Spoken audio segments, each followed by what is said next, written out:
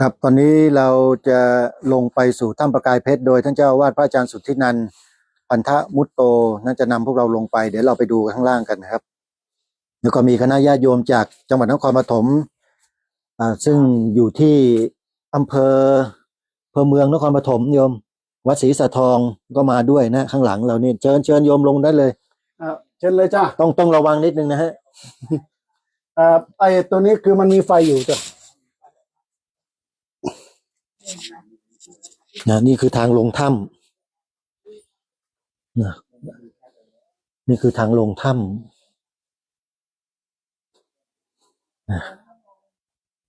เมื่อเดินลงมาแล้วก็จะมีบันไดสำหรับก้าวลงไปข้างล่าง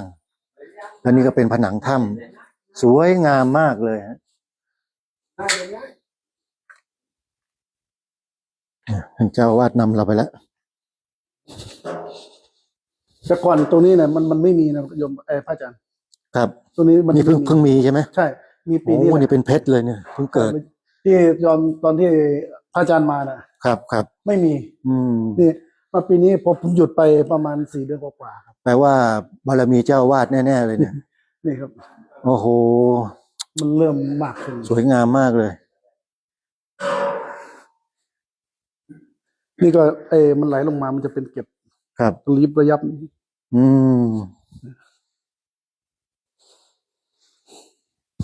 เอาแล้วแนะนำญาติโยมเลยก็โยมเชิญข้างล่างมาทางนี้ก่อนก็ได้เนาะมาทางนี้ก่อนตรงนี้ก็จะเป็นที่เวลาเราจัดพิธีกรรมเราจะมาบวงสรวงตรงนี้ทำพิธีกรรมตรงนี้มาไหว้ญาติโยมมาก็จะมาไหว้ตรงนี้มันจะเป็นเพชรแต่ว่าปีนี้สวยกว่าปีที่แล้วมากปีที่แล้วมันยังมองแต่ถ้าพูดถึงเอาความจริงนะโยมตัวนี้มันยังไม่แห้งคือมันจะใช่ไหมเรามองดูเนี่ยมันจะยังปีฉ่ำๆอยู่ถ้ามันแห้งจริงๆมันจะมีประกายเพชรแวววาวมันจะชัดกว่านี้อันนี้เพิ่งจะเป็นใช่ไหมครับตัวนี้คือผลมันตกต่อเนื่องกันมาจนขนาดก่อนนี้ประมาณอีกอาทิตย์หนึ่งนะโยมมันยังตกอยู่เลยก็นี่เห็นไหมน้ำยังหยดอยู่เลยนะคือฝนหยุดแล้วยังมีน้ำตกอยู่เพราะมันฝนเพิ่งหยุดตกก็เนี่ยเห็นไหมน้ำก็เลยยังหยดอยู่ทีนี้ตรงนี้เห็นไหมมันแฉะถ้ามันแห้งมันจะเป็นแบบนี้ มันจะสวยงามมากมันจะเป็นเพชรมันจะระยิบระยับกว่านี้แต่บังเอิญว่าฝนมันยังไม่หยุดแต่นี้ก็หลังจากนั้นเสร็จปุ๊บโยมผู้ใหญ่ก็ต้องตกใจว่าโอ้มันจะแห้งให้ไหมเนาะเพราะตรงนี้จะเป็นน้ำหมดเลยแล้วทางถ้ำนี่มีอยู่ได้แค่ตรงนี้ใช่ไหมครับมีอีกมีเชื่อมไปอีกมีอีกมีแต่ทีนี้โยมต้องใช้ไฟใช้โทรศัพท์นะตรงนี้ก็สวยก็โยมพระอาจารย์ครับตรงนี้ก็สวยที่ตอนนี้เนี่ยตอนนี้พอฝนหยุดตกปุ๊บมันข้างในน่ะแล้วมันมาดูบ่อน้ำศักดิ์สิทธิ์ที่โยมเขาเอาไว้ไปทำน้ำมนต์กัน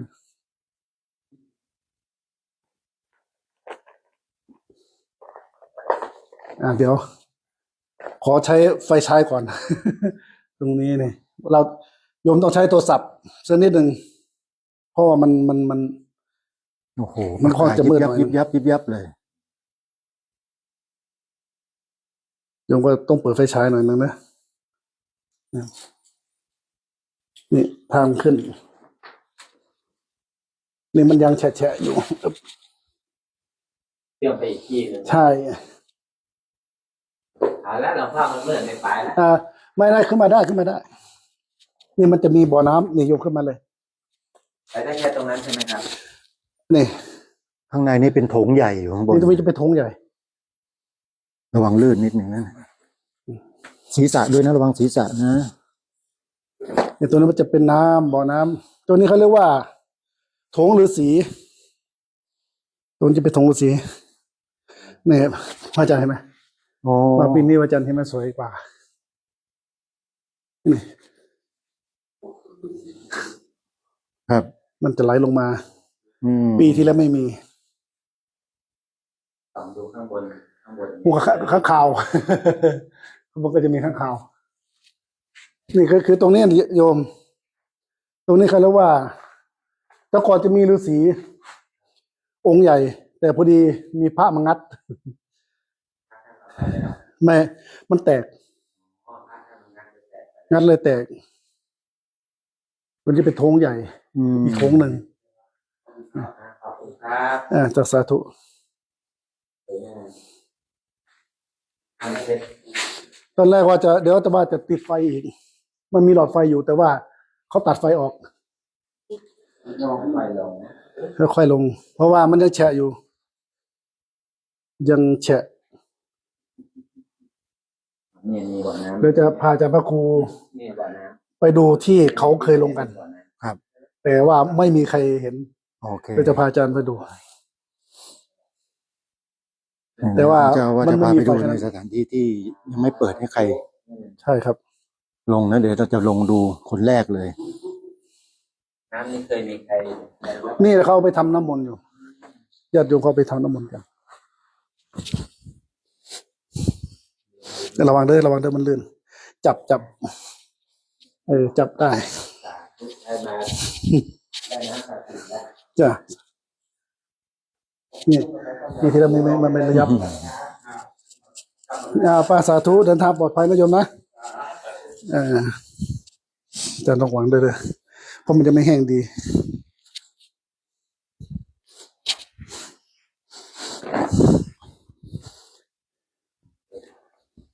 นั่นเนี่ยตัวนี้นะจ๊ะพระครู ครับ ปีที่แล้วไม่มี อ๋อใช่ ยังไม่มีเลย โอ้โหประกายวิบวับวิบวับวิบวับเลย เป็นหลุมเนี่ยมันไม่ค่อยเนี่ยซึ่งมีหลุมปีนี้พ่นน้ำมันไหลลงมา ครับ ตรงนี้จะพาไปดูตรงที่เขาเคยพากันลง แต่ว่ามันไม่มีไฟเลยไม่กล้าพาลง อือฮึเดี๋ยวไปดูจุดที่ยังไม่มีใครไปนะ ใช่ยังไม่มีใครกล้าเข้ามา นี่ก็เป็นประกายเพชรสวยงาม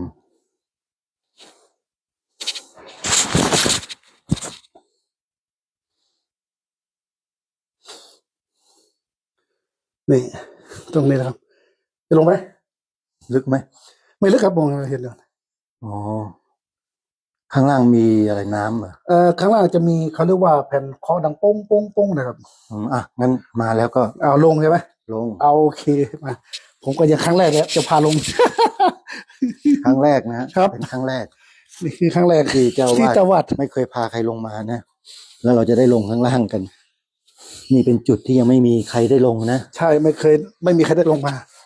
โยมมาเมื่อกี้ยังไม่ได้ลงเลย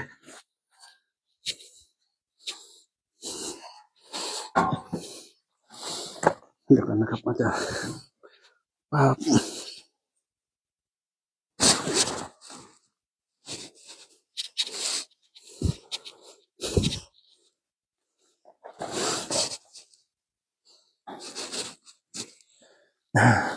นี่ ขออนุญาตนะครับ อืม ที่เขาไม่รู้ตรงไหนผมจำไม่ได้ โอ้เป็นเสียงระฆังเลยเนี่ย ใช่ครับ อืม เนี่ยตรงนี้คือยังไม่มีใครลงมา ครับ ถ้าพูดถึงว่าปีนี้เป็นปีที่4ที่ยังไม่มีใคร ครับ เพราะนานแล้ว มันจะมี ตรงนี้มันจะมีเข้าไปอีกแต่ว่ามันมีซอกซอยเยอะก็เลยไม่อยากให้เข้าครับ แปลว่าเป็นทางน้ำไหลนะอาจารย์นะครับ ผม มันจะเป็นทางมาจากตรงนู้นนี่ครับ ฮะ น้ำจะไหลลงมานี่ อืม ก็เลย มันค่อนข้างที่จะ คือพูดง่ายๆว่า มาได้แค่นี้ ครับ แต่ว่าห้ามลงไป เพราะมันเคยมีคนหลง อืม มีคนหลงแล้วก็ทีนี้เขาเลย กลับไม่ได้นะ ครับกลับไม่ได้ ครับ เขาก็เลยไม่ให้โยมขึ้นไป อืมนี่เป็นสถานที่ที่ต้องห้ามก็ว่าเถอะนะเราได้ลงมา ครับ โดยการอนุญาตของท่านเจ้าอาวาสให้ลงมาดูได้แต่เพียงเท่านี้ จริงๆแล้วข้างในยังเข้าไปได้ มีอี อี ก กลึกเลย เข้าไป เข้าไป ได้ ข้างใน ลึก นู้นนะ มาก แต่ทีนี้คือว่ามันมีคนหลง ครับ ก็เลยไม่กล้าให้ลงไป ก็เลยยุติการให้ไปแล้วเสียงดังตรงนี้เป็นแผ่นหินที่ย้อยออกมาตรงเนี้ยนะแล้วพอเอามือตบเนี่ยจะดังเหมือนก็ระฆังเลยเหมือนกลองเลยโยม เนี่ยเสียงจะเป็นอย่างนี้นะเราได้ลงมาดูแล้ว นี่คือ มาทางง่ายๆดีกว่า ครับ ทางขึ้นง่าย เพราะว่าถ้านู้นขึ้นยากโดยปกติก็ไม่เคยพาใครลงมานั่นเอง ครับ ครับผมเพราะว่าตั้งแต่มาอยู่ไม่เคยลงเลยแหละ ฮะ เพราะว่ามันมืดแล้วมันสลับซับซ้อน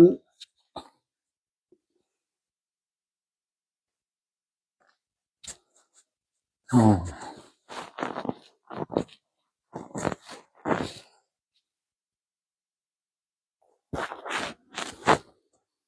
โอ้โหเป็นธรรมชาติที่แปลกมาก ความคิดของผมในวันข้างหน้า ตรงนี้ ยังไง ผม ฮะ จะทำเป็นเหมือนกับ แส ส ง กายวอล์ก แสงออกหน่อย คล้ายกับสกายวอล์ก สกายวอล์ก คือตรงนี้จะทำเป็นกระจก ครับ เพราะตรงนี้มันจะเป็นเพชรต่อไปในวันข้างหน้านี่ อ๋อ มันไหลลงมาเห็นไหมครับ ครับ อาจารย์ อืม มันจะเป็น อ๋อจะมี อย่างนี้ครับเนี่ย มีแผ่นเพชรอย่างนี้ ครับ ลง แล้ว มา ผมก็ไม่อยากให้คนเหยียบ อ๋อครับ อยากจะทำให้ตรงนี้เนี่ยให้มัน ให้คนเห็น ครับเวลาขึ้นมาปุ๊บ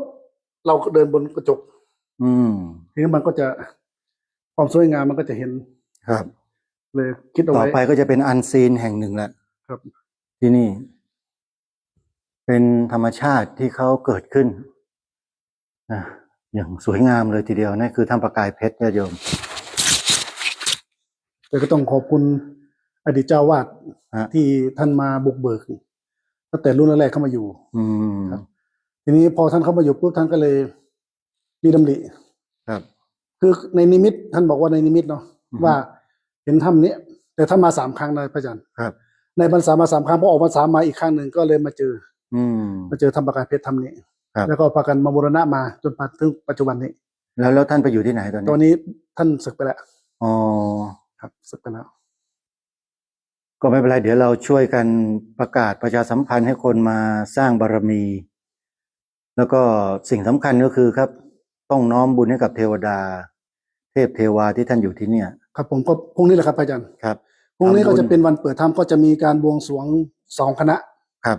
ก็คือของอาจารย์อุดร อือฮึ ก็อีกคณะหนึ่งแล้วก็ชาวบ้านเราอีกคณะหนึ่ง ครับ ก็จะมีการบวงสรวงเทวดา เป็นประเพณีประจำปีทุกปี ประจำ เลย ปี ที่ ครับ ทำกัน เขาทำมาตั้งแต่อาจารย์ช่วยอยู่ อืม คืออดีตเจ้าวาดท่านก็ทำมาเรื่อย ครับ ๆแล้วทีนี้ต่อมาก็เมื่อประมาณปีที่แล้วก็เป็นยุคของผม ครับ ที่เข้ามาอยู่ก็วันที่13 อืม ครับปีที่แล้ว ครับ ก็โดยการอาจารย์พระครูจริยสารธรรมแล้วก็คณะสงฆ์ ฮะ ได้อาราธนาวิมลหรือว่าให้ผมมาอนุญาตให้ผมมาอยู่ที่นี่ ครับ โดยผมก็ไม่เคย ไม่เคยคาด เจอ คิด แบบนี้ครับ ไม่เคยคาดคิดใช่ไหม มันเกินความคาดคิดคือ ไม่เคยมีคณะสงฆ์ใหญ่ขนาดที่แบบว่า70 รูปนิมนต์ให้ผมมาอยู่ที่นี่ โอ้นั่นแปลว่าเป็นมติของสงฆ์นะครับ เนี่ย มติของคณะ ยิ่ง สงฆ์ ใหญ่กว่าอะไรซะอีกนะครับ แล้วทีนี้จากนั้นเสร็จปุ๊บก็ผู้ใหญ่บ้านสอง ครับ หมู่บ้าน ครับ และชาวบ้านไปนิมนต์ผมมา อืม ก็เลยทีนี้ก็เลยผมก็มีโครงการไว้อยู่3 โครงการ ครับ หลักๆ3 โครงการหลักๆก็คือโครงการที่ 1ก็คือการทำเทียนแห่เทียนเข้าพรรษา ครับ ทำปราสาทพึ่งแต่โครงการที่ 3ใหญ่มาก คือ สร้างศาลา โอ้ ที่อยู่ข้างนอกครับ โอ้ นั่น ศา คือ ลา สร้าง เดี๋ยวเรา เพราะว่า ไปดูกันสถานที่ ครั ส บ ร้างศาลา ผม เดี๋ยวหลังจากนี้ ครับ เดี๋ยวค่อยไปดู ครับผมเพราะว่าผมก็เลยตั้งโครงการไว้3 โครงการ แล้วก็โครงการที่คิดเอาไว้ปีที่แล้วยังไม่ได้ทำ อือฮึ นั่นก็คือเขาเรียกว่าอ่าผมก็ลืมไปแล้วนั่นเนี่ยพอมันคิดไว้ปีที่แล้ว ก็คือว่าเป็นการแสดงธรรม อืม 1 กัน 1 กองทุน อือฮึ 3 ปี อ๋อครับ ครับ3 ปีนี้ก็คือมันเป็นลักษณะว่า ผมจะให้โยมเนี่ย แต่ละบ้านหนึ่งมีกี่คนละ20 บาท ทุกวันพระ อ๋อ แล้วจากนี้พอครบ3 ปี ผมก็ว่าจะนิมนต์พระแม้แต่อาจารย์พระครูปรายงฤทธิ์พวกว่าจะนิมนต์มา ครับ ก็คือโครงการนี้คือโครงการที่เรียกว่ากองทุนธรรมะ แล้วก็จะเอามาสร้างนิมนต์พระมานะครับนิมนต์พระมาทั้งอำเภอนาด้วงของเราเนี่ยที่อนุญาตให้ผมมาอยู่เนี่ย ครับ ผมก็เลยคิดว่า มาแสดงธรรม มาแสดงธรรมถึงสว่าง แล้วก็ให้ญาติโยมร่วมทำบุญกัน ใช่รวมทำบุญแล้วก็จะนัดเสร็จผมก็จะ ปัจจัยที่ได้ก็จะไปสร้างศาลา สร้างศาลาหลังนี้ โอ้ นี่คือ ดี เป้าม าก หมาย เล ครั ย บ ดีมากเลยญาติโยมฟังไว้นะ นี่คือเป้าหมายที่มาอยู่ก็เลยคุยตั้งแต่โยมมาอยู่ใหม่ๆแล้วครับ ครับ ผมมาอยู่ได้ประมาณสัก2 เดือนผมก็คุยเรื่องนี้เลยกับโยมว่า ฮะ ผมมีโอกาสอยากจะทำแบบนี้ อืม เพราะเห็นและสงสารศาลา ครับครับ มาใหม่ๆตั้งแต่ผมมาครั้งแรกมาก่อนหน้านั้นนะครับก่อน ครั ที่ บ จะมาอยู่ที่นี่มันไม่มีสัญญาณโทรศัพท์ไม่มีไฟฟ้า อืม ผมเลยออกไป ฮะ ออกไปเสร็จแล้วผมก็ไปอยู่ที่เขาเรียกว่าวัดป่าพิชัย ครับ จากนั้นเสร็จก็เลยโยมก็นิมนต์ให้มาอยู่ที่นี่อีก อืม ก็เลยได้โอกาสได้มาอยู่ ครับ นะก็คือก็เลยได้คือว่าก็มีโอกาสแล้วก็อาจารย์พระครูก็ได้มาช่วยเป็นสื่อ ยินดีครับยินดีมากเลย ครับ เพราะว่าไม่ใช่คนอื่นไกลรู้จักกันมานานแล้ว ครับผม แล้วก็ไม่คาดคิดเหมือนกันว่าผมจะมาเจออาจารย์อยู่ที่นี่นะเนี่ย ผมก็ไม่คิดครับ นั่นแปลว่าบุญจัดสรรเทวดาที่เนี่ยนะครับ ครับ เทวดาที่นี่ได้โปรดรับฟังนะฮะถ้าไม่ได้มีบุญสัมพันธ์กันเราจะไม่ได้มายืนกันอยู่ตรงนี้ แล้วมาทำหน้าที่กันตรงนี้วันขอฝากองค์เทพเทวาผู้รักษาถ้ำประกายเพชรนะช่วยสนับสนุนส่งเสริมท่านอาจารย์พระอาจารย์สุทธินันท์ สุดที่นั่นครับ พันธมุตโตรูปนี้ที่เป็นเจ้าวาดปัจจุบันเนี่ยให้ท่านมีความสำเร็จในสิ่งที่ท่านปรารถนา และก็จะกระทำให้ความเจริญเกิดขึ้นที่นี่ แล้วก็ยินดีรับปากนะพระอาจารย์ว่าจะประกอบพิธีให้กับองค์เทพเทวาที่นี่ทุกปีนะ ทุกปีครับทุกปี ครับไอ้ที่สำคัญเลยก็คือบวงสรวง ครับผมบวงสรวงพรุ่งนี้ครับ ครับพรุ่งนี้นะวันทุกๆวันที่7 ครับ ของปี ของปี ถ้าไม่ตรงกับเสาร์อาทิตย์ล่ะ ถ้าไม่ตรงกับที่ก็คือต้องคุยกับผู้ใหญ่อีกทีหนึ่ง คุยอีกที เพราะว่า